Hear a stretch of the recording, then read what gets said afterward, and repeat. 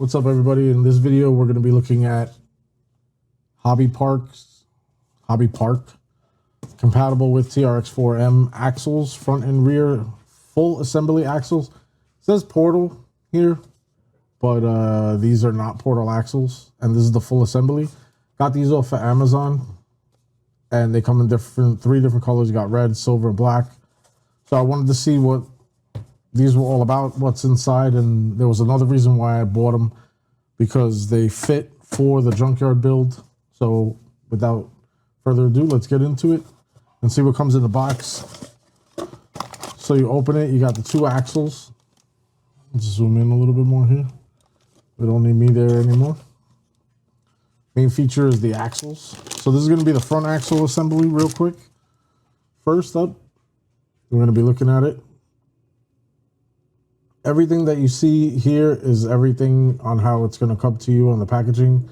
Got the sealed bearing there in the front. We got the brass hex with the nylon nut on the back end. This is going to be a 1, 2, 3 piece assembly, just like the factory. It's just shaped a little bit different and made out of aluminum, obviously. We're going to have a full construction design, so this pumpkin does not come off from the front. I'll show you guys how it comes off in the rear. Those are going to be the inner axles on the inside, what they look like. And if I'm not mistaken, I think they're like stainless steel or something like that, or some type of yeah, I believe that's called stainless steel or something. I'm not sure. And then you got the full assembly on this side. Let's brighten the light up on the top here so we can get a better view on what's going on. Build quality is really nice in comparison to Endura. Roughly feels about like the same. Doesn't feel like brittle or cheap, if you will. So I'll pop this side open. This is going to be the rear axle. Slide that upside down.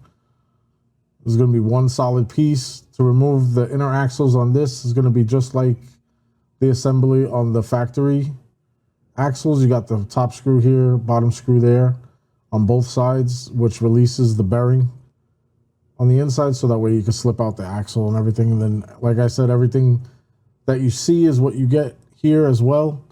You got the brass hex with the nylon nut on both sides. Got those seal bearings hiding in there, so you can see they're blue and everything. And that's basically the design. So again, the rear pumpkin doesn't come off.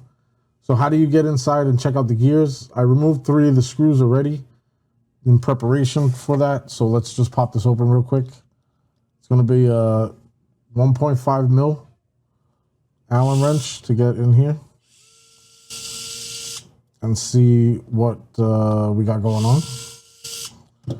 Which it does come with a steel gear set. I believe that's what they call it. And as you can see, it is greased up. The gear ratio should be factory ratio that you would get with the TRX-4M. I do not know those numbers off the top of my head. So when I do the video, I might flash it up, see what's up. If not, it's just going to run the same way as your normal TRX-4. And then I forgot to mention that these are extended, if I'm not mistaken, by 4 inches on either side. So these are going to be extended axles as well, front and rear. So if you want to see the comparison, I have an axle hanging here. Grab this down. This is a stock factory axle. This is going to be the front and rear difference. All right, so right there, that's going to be the difference on it. What else comes in the packaging? We're basically going to be looking at a lot of hardware, which is awesome because we have the hardware for an actual horizontal or lay down servo, if you will. So that's going to be the mounting plate for the lay down servo. You're going to have the steering arm for the lay down servo with the actual steering link to link up to the servo. So you got all this as hardware that comes in it. You got the vertical servo mount, which is standard on the TRX-4. Let me turn this light down a little bit. Which one is it that's too bright? This one?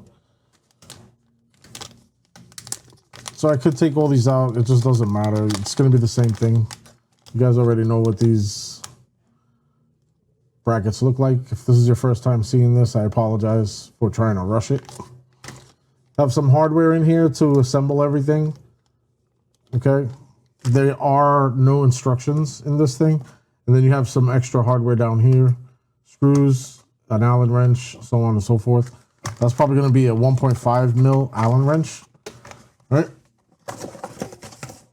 So like I said, I purchased these for the junkyard build, which is sitting right here.